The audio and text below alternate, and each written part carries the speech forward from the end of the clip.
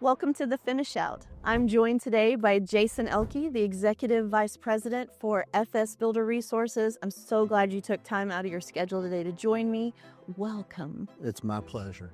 It's such an honor to have you here and to kind of talk about your role here at FSBR and what you're doing for us and the amazing things that you have on the horizon. So in addition to seeking new opportunities for us here and building our collection of brands, which we have 6 of them now, it's quite impressive.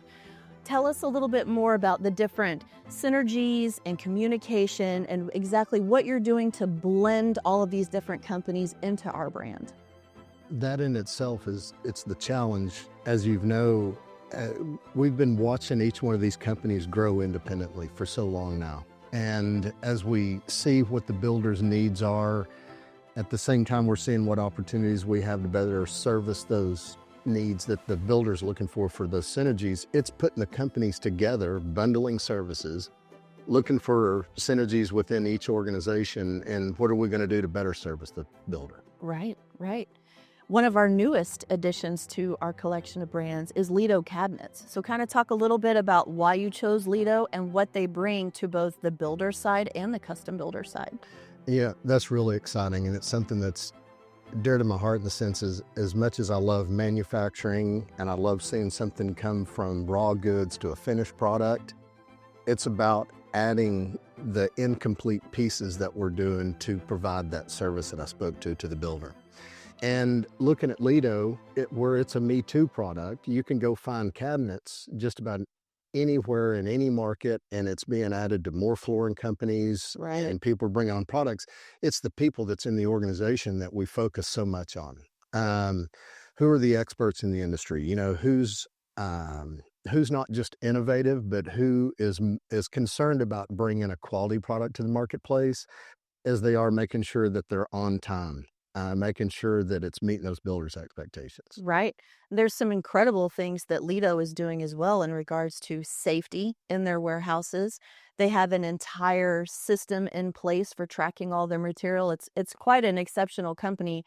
We have them coming up in one of our future podcasts, so I can't wait to just expose them to everyone that we get to talk to every day and really see what we can do for them and they can do for us and our customers. I'm smiling, and I don't mean to spoil this, and the reason is the first time that Graham and I went down and met with Lido, we walk into the building, and after the pleasantries and a few introductions, and then they wanted to show us the plant. Well, there's a complete stop down, and it almost seemed like, a setup in a sense, but, here comes the paperwork talking about safety procedure. Here's your glasses, here's your earplugs. And it was very eye-opening. As much as we focus on safety, and it's a real concern of ours, and we don't want any of our employees to get hurt, we thought these people take it to a new level. Right. And it's integrated. It's part of their culture is safety, and they speak to it. When you go through the building, you can see all those indicators. And then I thought, this is a play. You know what I mean? This is our first visit, Yeah, and we're they're doing doing it. it up for you. I did it last week when I was down there. It's like, here's the paperwork and here's safety procedure. Any new person that comes in there, and I asked them, I said, is there any point that I'm not going to have to go through this anymore? And they said, when we trust you, and of course they're kidding, but that's important to us. We are about the people. We want to make sure that everyone wants to come to work here every day. Everyone's happy, satisfied. That's the culture we're building, which that's one of the main reasons that we wanted to work with Lido. Right. Is we felt they were us. But, we like to see that when someone sees how important it is, that they stick to that. And we're bringing that culture into us, or that piece of the culture Right. into us as an organization. So that's just one of the small examples of when we're looking at companies to work with or through acquisitions, if we'll use that word for a little bit. It's more about the people in the organization. What are we going to be able to bring back into our organization that they're doing well, best practices, shared best practices. And I think that's a great example. Right. So the big news out there for us is the acquisition of the Colorado Floor Company. Talk about what that means entering the Mountain States, just that company, that force, that brand itself, and what that will do for us in the horizon as well. Um, I'm not the smartest guy in the world, so some of the ways that I describe something may not always make sense. But what I see first, and let me go back to the people thing. We had met with them and had multiple conversations before ever seeing the organization itself or visiting.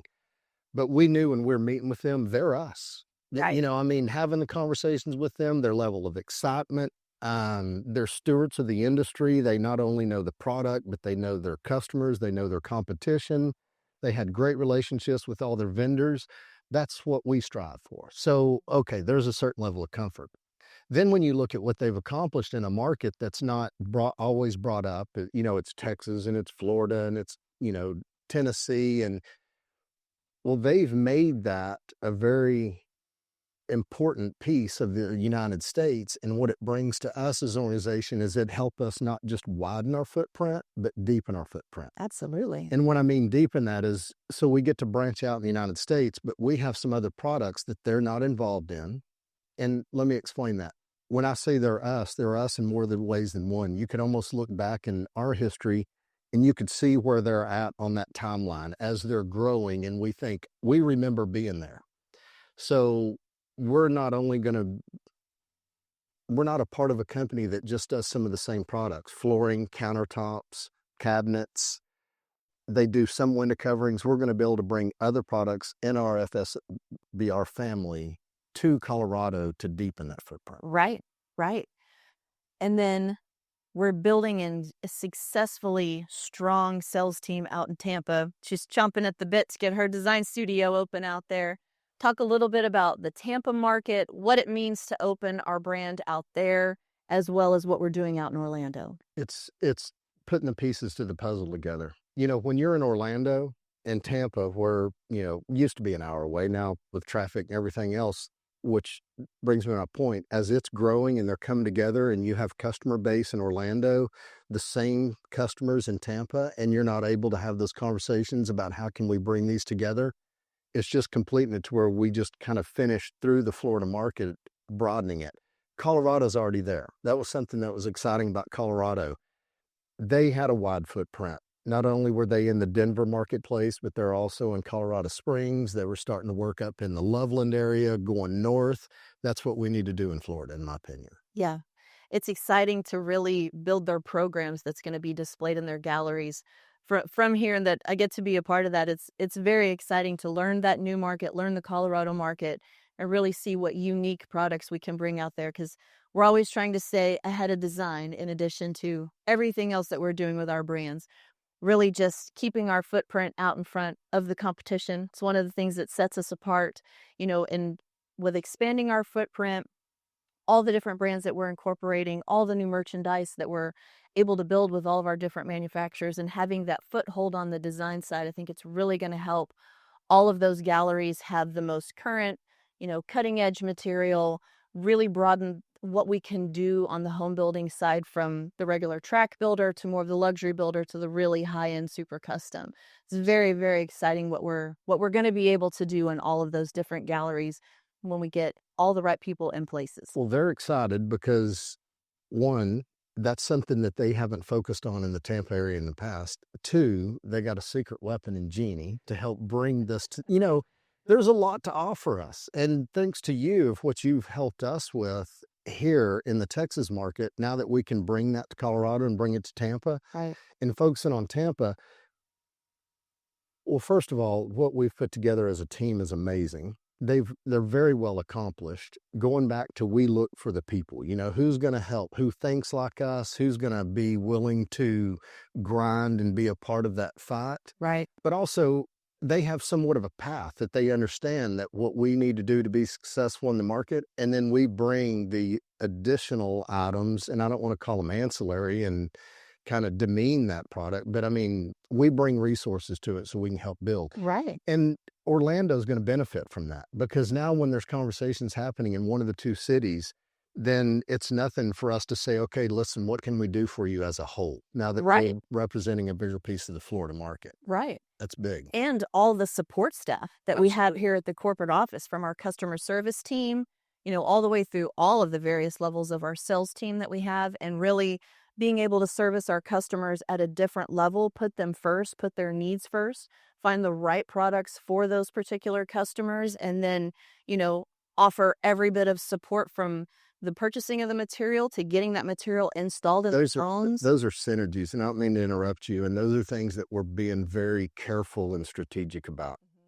You know, we don't wanna be one of those organization that goes in and that we strip someone of their identity, and when Right. we start telling them what are the best things to do, Right. first we look at what processes do you believe to be successful? What has helped you get to where you are now? What is it that we could add? And then you talk about things that you do differently in the cities, and then you look for the best practice, and then you find a way to implement it. We don't wanna push anything down anybody's throat.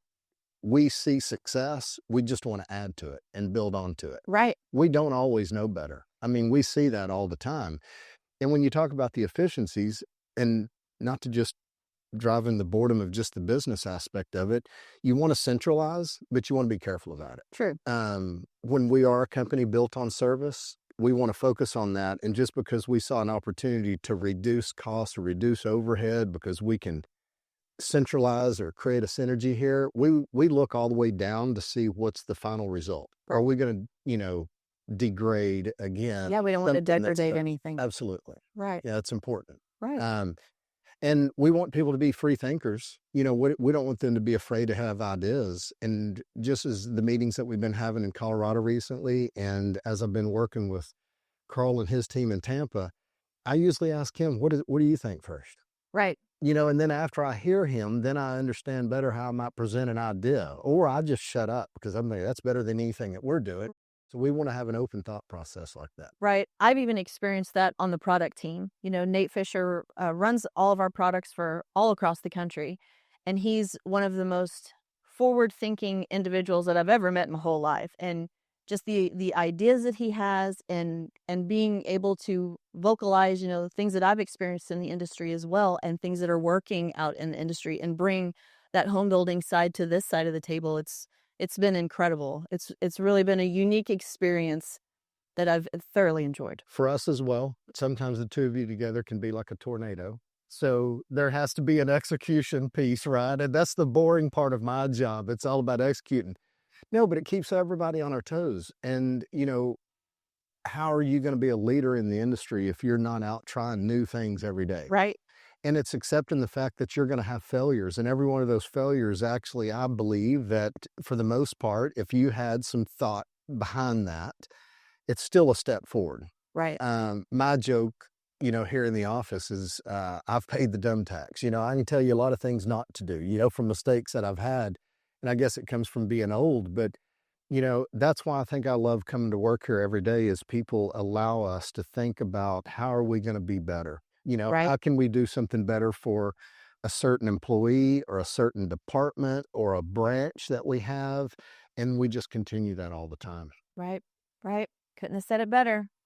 Well, I have no doubt that everything you're doing on the front end and everything we're able to put together on the back end makes us an incredible force in this industry. Very excited to be part of this organization, and every opportunity that you guys have given me as well, and the role that I'm in, and getting things like this podcast out in the universe to really establish who we are, establish what our brand is, because so many folks just know us as Flooring Services, and that's just one of 6 brands that we have that's actually under the FS Builder Resource umbrella. So it's and that's important to me. And I'll tell you some, it's a shame, but it's also cool because you look at how much opportunity that we have in front of us. I've had conversations and sat down with a customer, and then I ask, where are you having challenges in the organization, and what are some other things that you might be working on right now that we could help with? And they'll just flippantly make a comment about, well, I'm having trouble with the trim carpenters right now, and getting product. I'm like, oh, we got a company, PSD, and let me explain to you what we could do to help your organization. They're like, oh, we just talked to them the other day. They're actually they don't realize we're all the that's where the FSBR comes from, in the handling services. So that's important to us. Right. It's pulling that together. And we even see that when a new builder comes through, or any of our builders that we're servicing right now, and they're struggling in a particular neighborhood, it's not always about, I need something a little bit more price conscious for my particular customer, once we really open up the conversation and see what are their struggles in a certain neighborhood, then we can we can customize material here to really suit their needs and set them apart from their competition as well. Even offering all the different brands that we have under our umbrella to be that one-stop shop to really make an impact on their bottom dollar and save them more time, which builders are so big about time. It's so critical to them. And being able to really play a part in that, it's incredible what we have to offer. It's amazing. And dang, man, I hate to keep making this boring and about business, but I guess it's where I live.